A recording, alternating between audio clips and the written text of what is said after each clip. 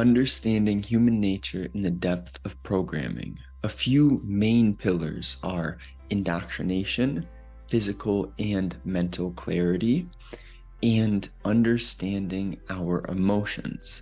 So, that being said, I'm going to touch on all the spectrums and essentially narrow down how we can use our own nature to make life smoother and more enjoyable. The beautiful thing about operating from a space of clarity is that we reduce the amount of internal chatter, and therefore the internal external battle is minimized. So, how do you do this? Well, we have to commit to something. See, if you're halfway in, halfway out, you limit the potential on both ends.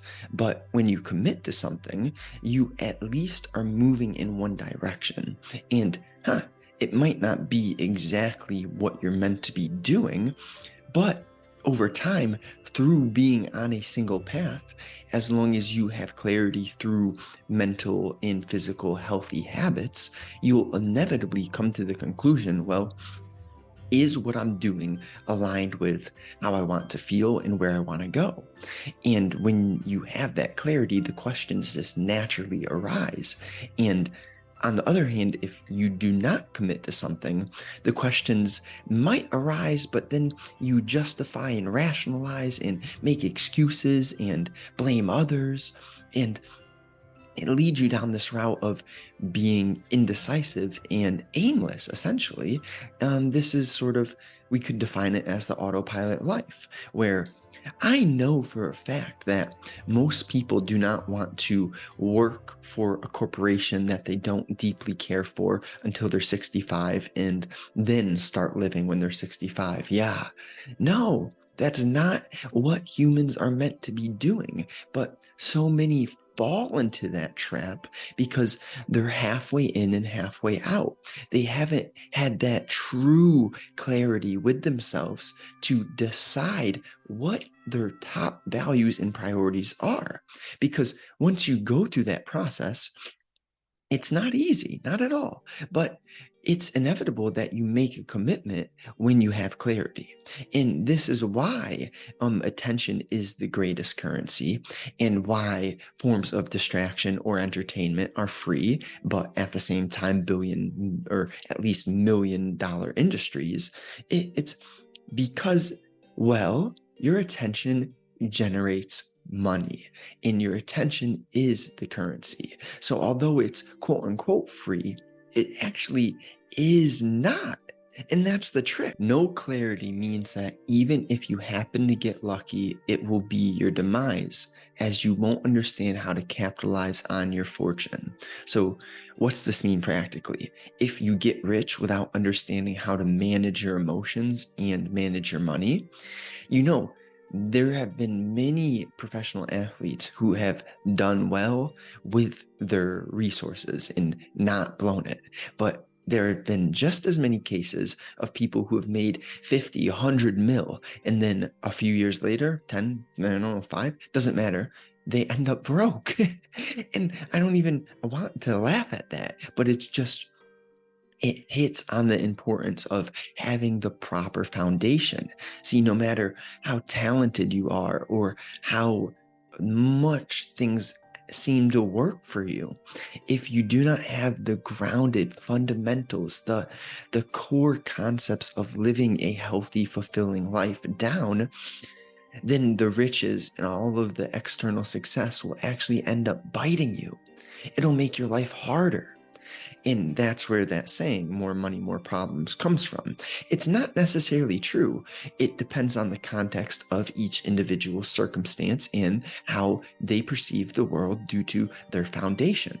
See, you could build a mansion on a sandy foundation and it may survive for years, but once the storm comes, say goodbye to your fortune. On the other hand, if you build the foundation properly and you get the mansion, then it can withstand turmoil and tough emotional moments and everything that is inevitably part of life. So this is the importance of having the clarity, and the clarity is derived from the physical and mental everyday moment to moment habits. And the opposite of clarity is a masquerading arrogance, the human who is so unsure of themselves that they have to put on a show for others and act as if they are sure. So this is where human nature comes in, understanding that the loudest person in the room is not always the most confident. Sometimes they are. There are many different ways of expressing one's ego, and this is okay. See, if you're loud but you have results, who am I to say anything, right? I mean, maybe that's not my preferred route, but that being said, there's a difference between the loud person with no results and the loud person with results. And very frequently, the loud person has no results, and their loudness is just a form of arrogance and a form of insecurity when we look even deeper. See, this is the confusing but interesting aspect of human nature, that often the bully is acting confident because, he's being the bully, but inside his actions are coming from a place of insecurity. Maybe at home he's treated poorly, so then that carries over into his internal state and he expresses that in school. Or I don't know, he's just lacking affection at home. But usually, more often than not, the bully is not truly confident. The bully is hiding, running from their internal state and sharing that with others. See, humans, something that we do almost consistently, almost always, is project. So, meaning if I'm insecure, if I'm not confident, when I'm around people in public, I perceive them as being judgmental people. And that is a form of projection. So when we understand ourselves and we get our internal insecurities and opportunities to grow, when we dive into that stuff, then we create ourselves into the person which projects understanding and kindness and high frequency emotions. We become the sort of person who others naturally feel comfortable being around. And you see, you cannot share what you don't have. So by unraveling your own pain, by turning your pain into your purpose, by truly healing your internal nature, then that spreads and ripples. So if you're unhealed, that projects. Same thing, if you're healed, that projects. So I touched on habits. Habits lead to clarity. And in the form of the bigger pillars, like what habits do we want to create? So the big pillars are marketing, sales, writing, and speaking, because these are all tied into understanding human nature. See, when you understand yourself, you write and you get more clarity.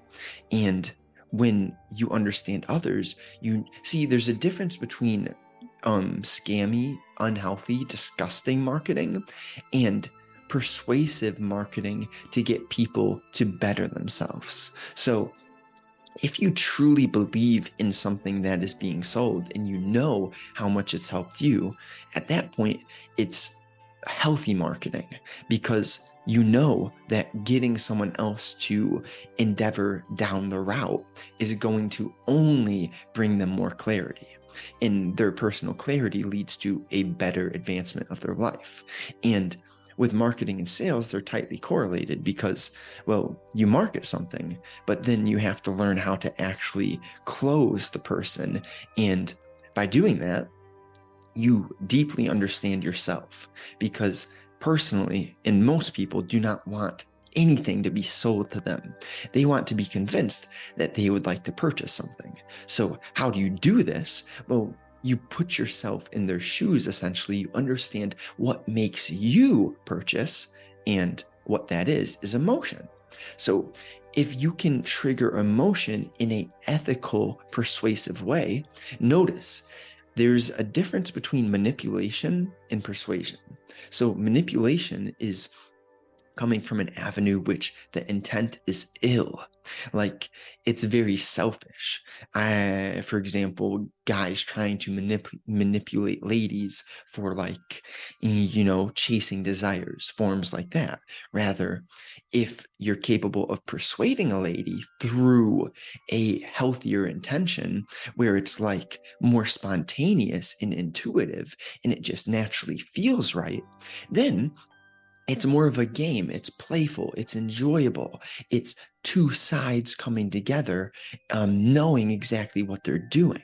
And this is sales as well. See, whether it's relationships or friendships, every part of this human nature diagram, it comes into play when you talk about marketing, sales, writing, and speaking.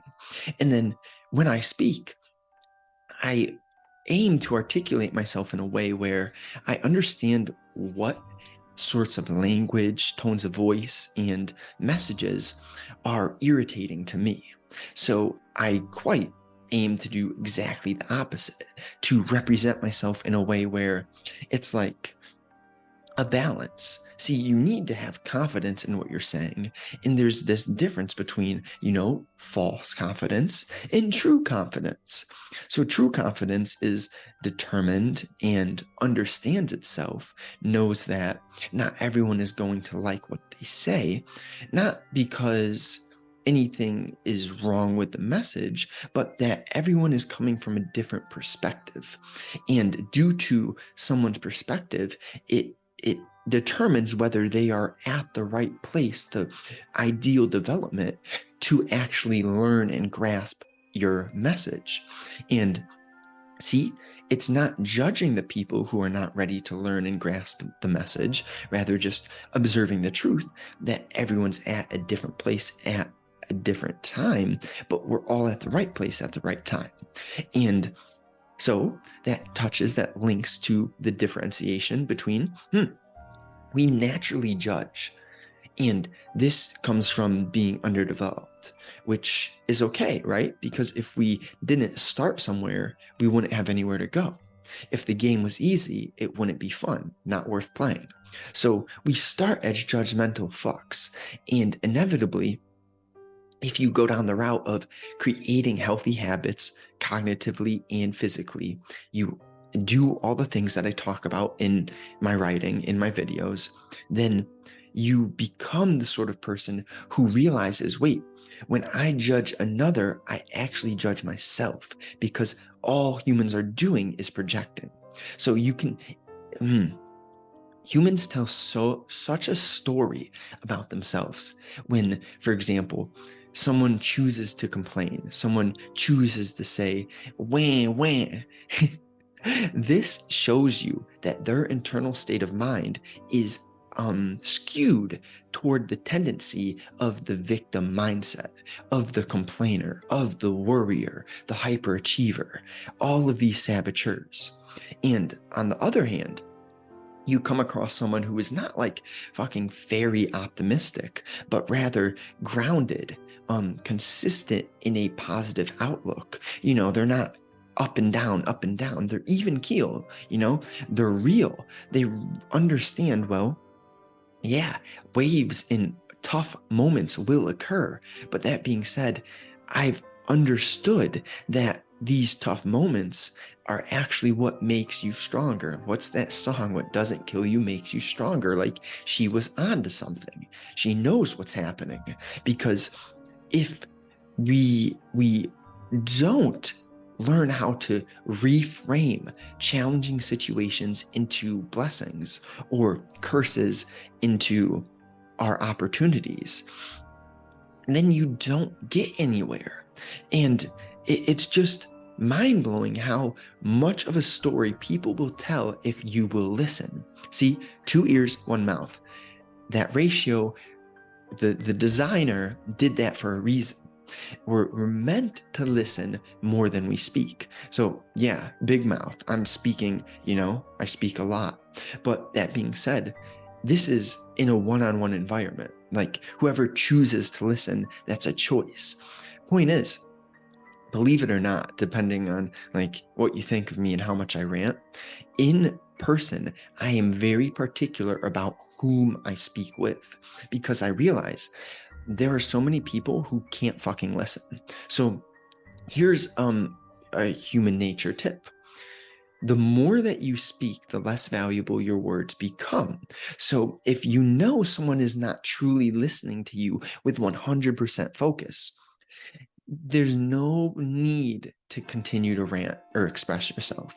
You're so much better off just going for a walk, reading, writing, doing some sort of healthy habit, exercising, etc. You get my point.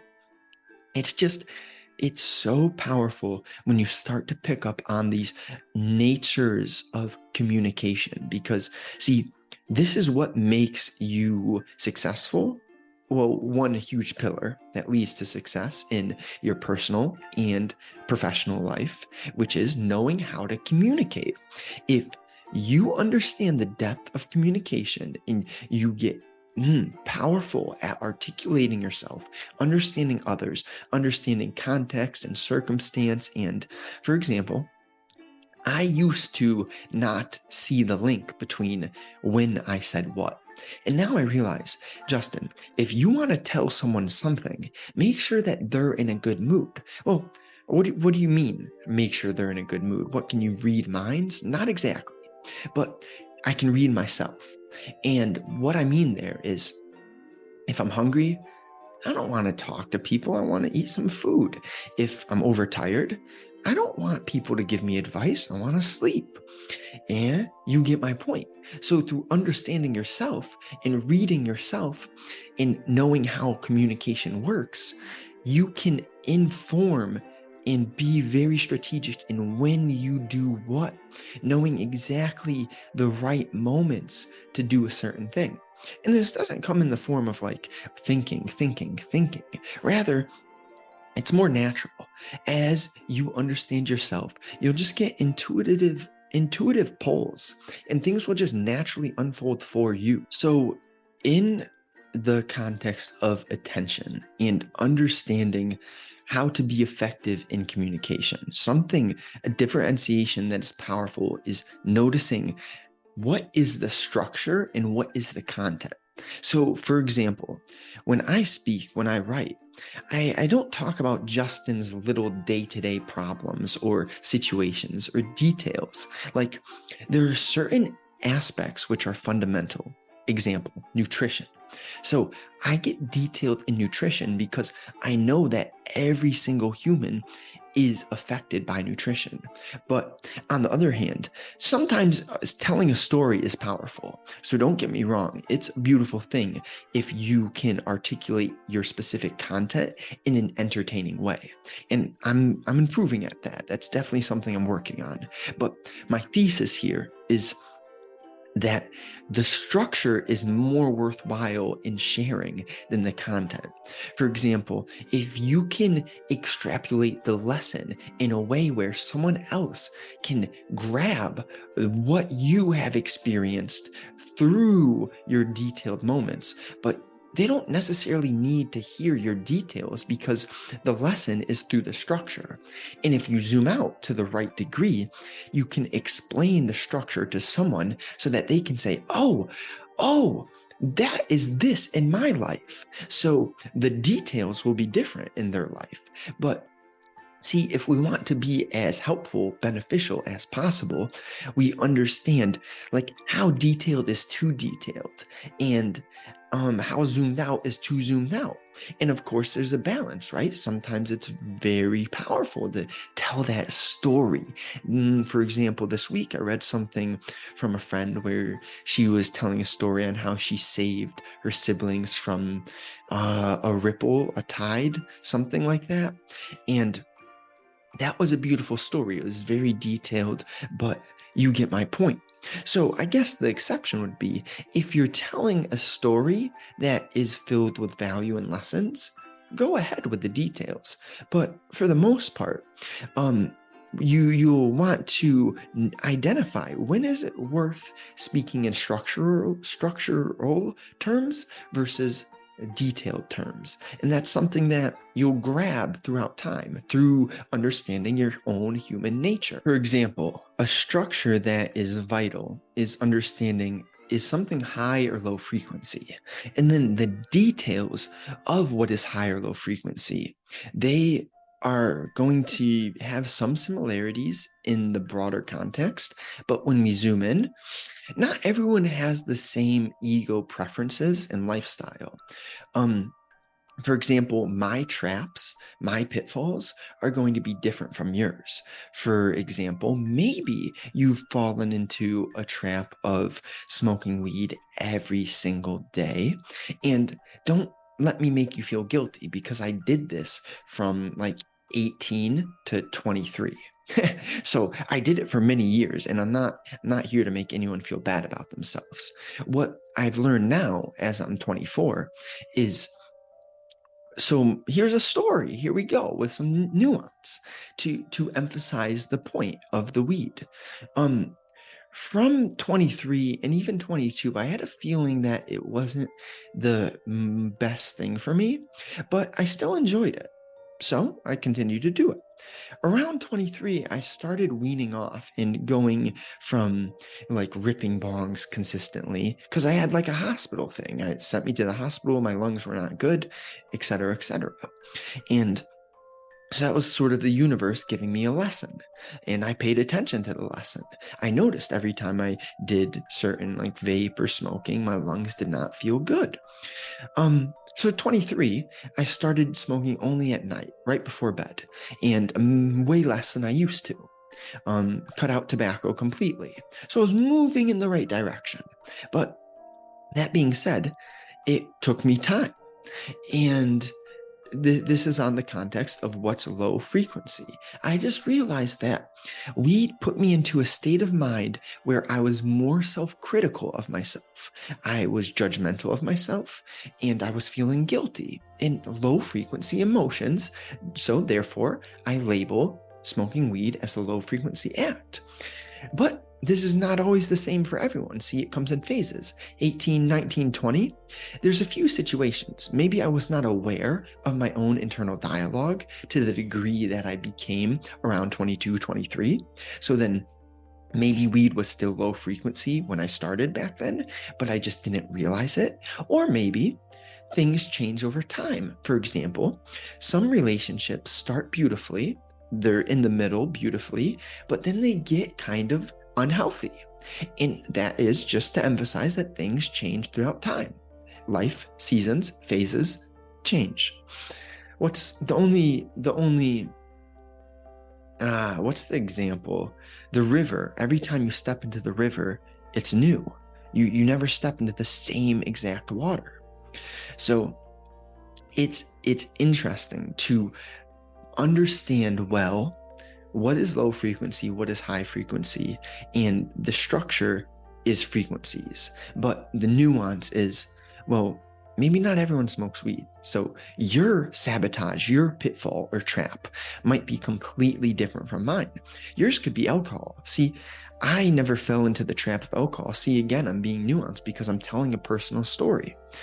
I never fell into that because my dad destroyed himself through pharmaceutical abuse and alcohol. So it was like a storm of multiple substances paired with alcohol. It was like that toxic cocktail.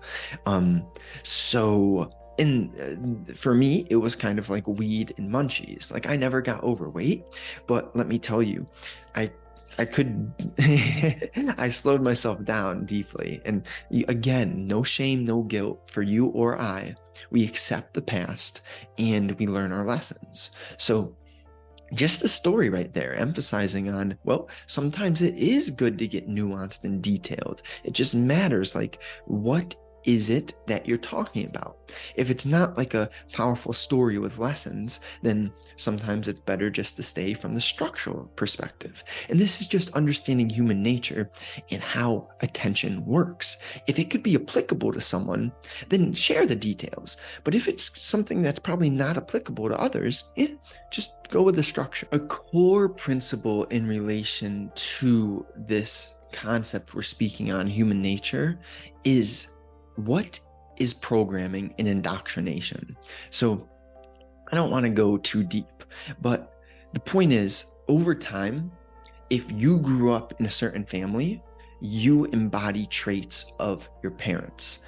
And it's healthy to be capable of identifying these things within yourself. Stay away from judging others and identifying traits in others. You can do this if you're coming from a very healthy, observant perspective, where you're not judging, you're simply noticing. So, that being said, first, you want to notice the things in yourself before you begin to observe others. This is how understanding human nature unravels. First, you get to know yourself, and then it's like, oh, wait, I see my younger self, or I see parts of me in you, and I know where you're coming from due to understanding myself. And it's important to differentiate between, well, are you biased? What are your preferences? Why are you judging people? What about someone is offending you? Often the psyche is tricky. The ego has defense mechanisms, meaning when humans are closed-minded and in denial, they are unhealed because they haven't investigated themselves to the point where they're willing to question their own beliefs, thought processes, in programming. So that is what indoctrination is. People get so attached to their worldview, and then they are unwilling to change. And this is a sign of a underdeveloped ego. I'm not saying that it's a bad ego, a good ego. It's just underdeveloped because it hasn't become observant of the truth that it is looking through a specific lens. See? If you look through a black lens, you're going to see a shady life. But if you look through a blue lens, you'll see a beautiful life. So this is the interesting thing about understanding human nature.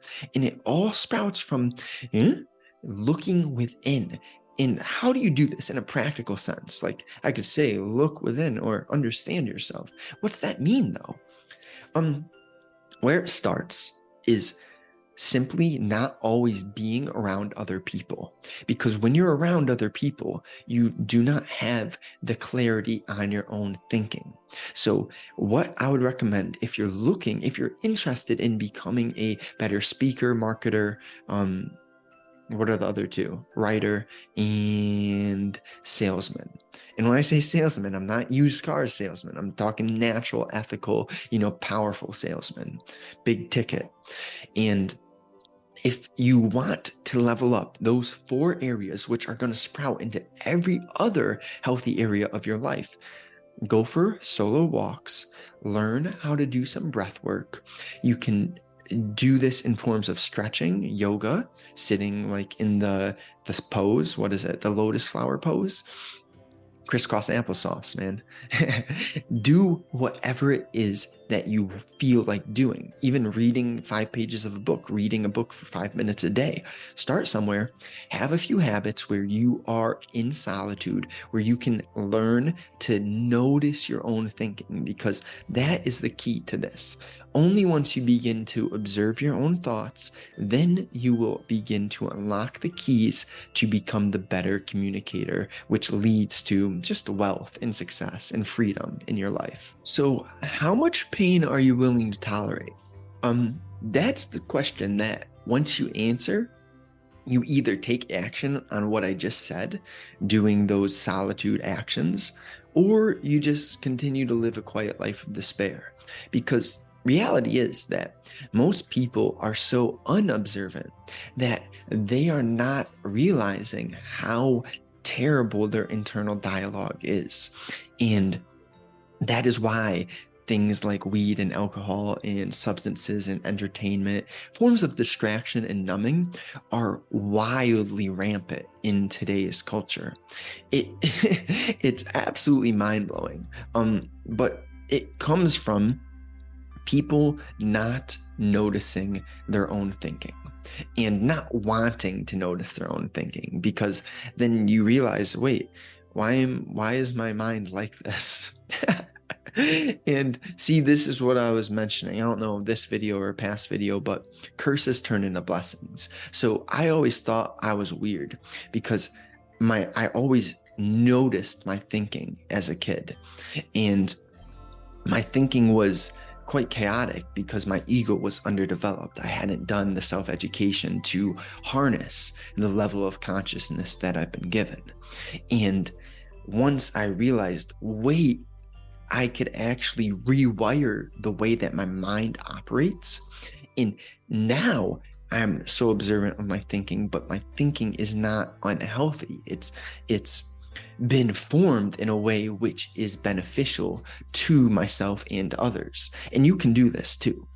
And over time, you can become so observant of your thinking that you 99.9% like eliminate feelings of stress, worry, unhealthy, low frequency thoughts and emotions. And I mean, to be honest, I don't know who wouldn't want that. Like, it's something that takes many hours, but it's a worthwhile journey, like 10,000 hour vision.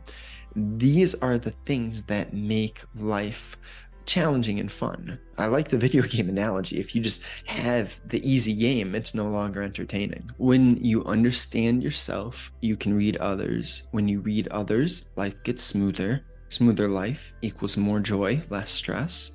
And now you're actually living rather than simply existing like the masses. So I would deeply appreciate it if you answer these questions in a paragraph. And honestly, you could reply, subscribe to my newsletter below in description. There's some free courses or programs, ebooks.